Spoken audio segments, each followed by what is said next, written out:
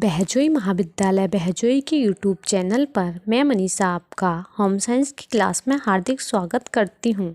यह class BA second year की गृह विज्ञान की छात्राओं के लिए है। पिछली क्लास में हमने वयस्कों के लिए आहार क्या देना चाहिए इस बारे में पढ़ा था। आज का हमारा टॉपिक है वृद्धावस्था में आहार यानी डाइट ड्यूरिंग ओल्ड एज।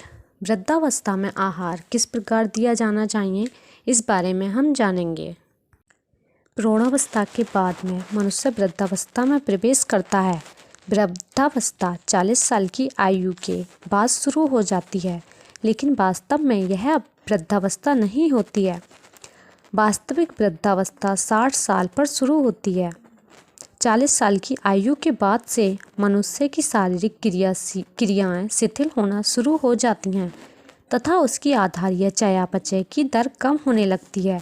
यह सारा प्रभाव शरीर में हार्मोन्स के स्त्राव में परिवर्तन आने से होता है। 40 साल से 60 साल के बीच के व्यक्ति को मध्यम आयु वाला या पुरुष या महिला कहलाते हैं। यही वह अवस्था है जिसमें ऊर्जा की आवश्यकता मनुष्य के शारीरिक भार के अनुपात में कम आवश्यक होती है। वृद्धावस्था में व्यक्ति का स्वास्थ्य एवं पोषण उसके प्रारंभिक अवस्थाओं में पोषण एवं वातावरण तथा वंशानुक्रम पर निर्भर करता है। यदि किसी व्यक्ति का स्वास्थ्य प्रौढ़ अवस्था में सही है तो वह यदि संतुलित आहार ग्रहण कर रहा है और वृद्धावस्था में भी उसका स्वास्थ्य सही रहेगा। वृद्धावस्था में मनुष्य को 3 प्रकार की परेशानियां होने लगती हैं, जैसे शारीरिक, आर्थिक और मानसिक। इसी प्रकार हम आगे जानेंगे। ये तीनों ही परेशानियां उसके स्वास्थ्य को खराब करने में सहायक होती हैं। शारीरिक तौर पर उसमें बहुत से परिवर्तन आते हैं, जिसके कारण उसे अपने दैनिक कार्यों के लिए दूसरों पर निर्भर रहना पड़ता है। इसी प्रकार हम जानेंगे व्यक्ति अपने बच्चों की शादी भी इसी अवस्था में ही कर पाता है। यदि उसकी आर्थिक स्थिति सही नहीं है और उसे लड़कियों की शादी करनी है तो वह आर्थिक तंगी एवं शारीरिक रूप से दूसरों पर निर्भर रहने के कारण मानसिक रूप से परेशान रहने लगता है और उसके स्वास्थ्य में निरंतर गिरावट आती जाती है। वृद्धावस्था में आते आते कई प्रकार की बीमारियां मनुष्य को घेरने लगती हैं, इसलिए यह अवस्था बहुत ही जटिल अवस्था होती है। इस अवस्था को पार करना मनुष्य के लिए असंभव है। हमारा अगला पॉइंट है वृद्धावस्था में होने वाले परिवर्तन। वृद्धावस्था में होने वाले परिवर्तन किस प्रकार से होते हैं? जैसे वृद्धावस्था के प्रारंभ होते ही शरीर में निम्नलिखित परिवर्तन शुरू हो जाते हैं। नंबर 1 है अस्थि जोड़ों का कठोर होना। अस्थि जोड़ों का कठोर होना किस प्रकार होता है, हम इस बारे में जानेंगे। उम्र बढ़ने के साथ साथ मनुष्य के शरीर के विभिन्न जोड़ सख्त पड़ने लगते हैं, जिसके कारण वह चलने में कठिनाई महसूस करता है।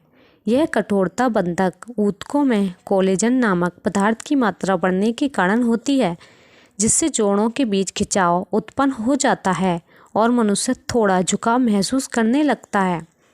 हमारा अगला पॉइंट है शारीरिक त्वचा की संकुचनशीलता कम होना तथा त्वचा का खुरदरा होना।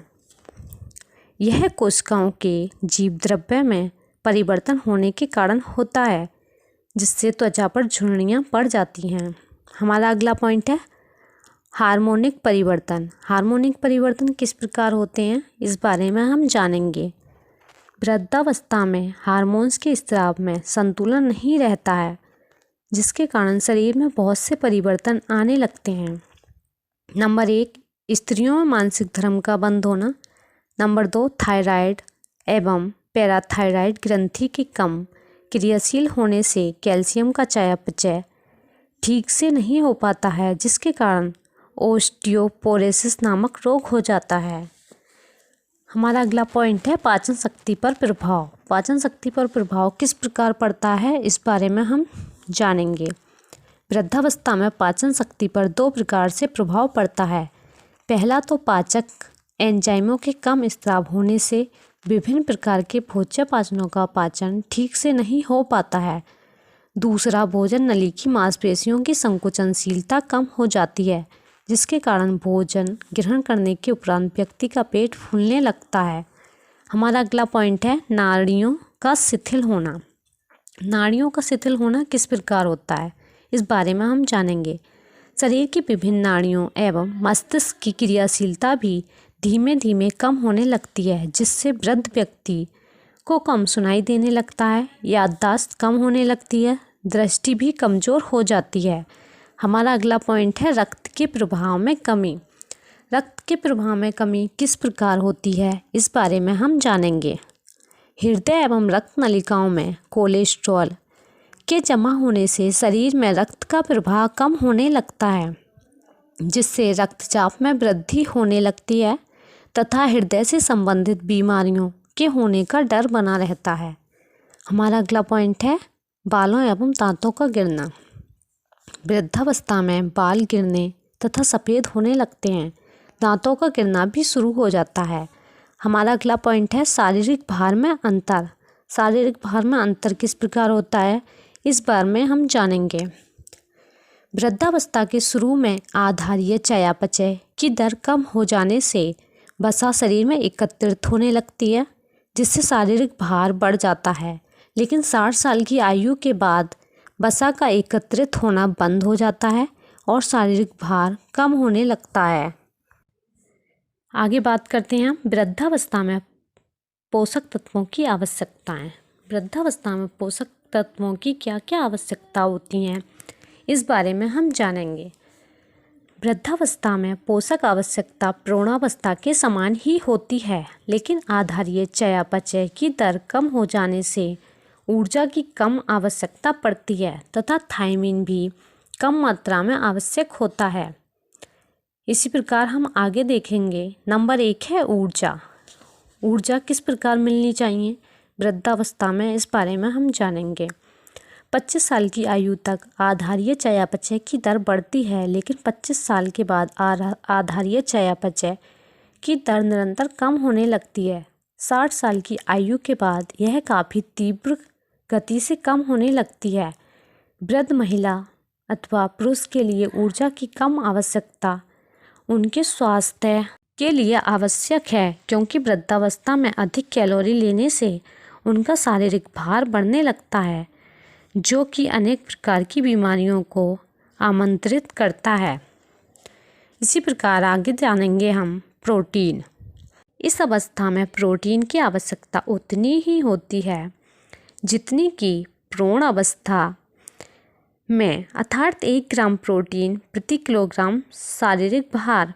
वृद्धावस्था में शरीर के अंदर नई कोशिकाएं अधिक नहीं बनती हैं, बल्कि कोशिकाओं की टूट फूट पहले से अधिक हो जाती है, इसलिए प्रोटीन की आवश्यकता में कोई अंतर नहीं आता है।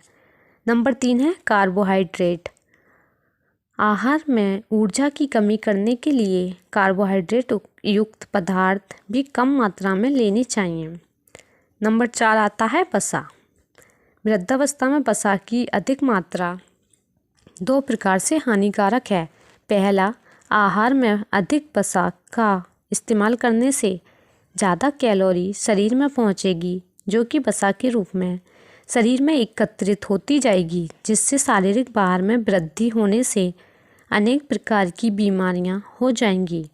दूसरा, अधिक मात्रा में वसा लेने से धमनियां मोटी हो जाती हैं, जिससे रक्त का प्रवाह सुचारू रूप से नहीं हो पाता, जिससे हृदय संबंधी बीमारियां उत्पन्न हो जाती हैं। हमारा अगला पॉइंट है खनिज लवण, कैल्शियम। ये किस प्रकार से कम होता है, इस बारे में जानेंगे।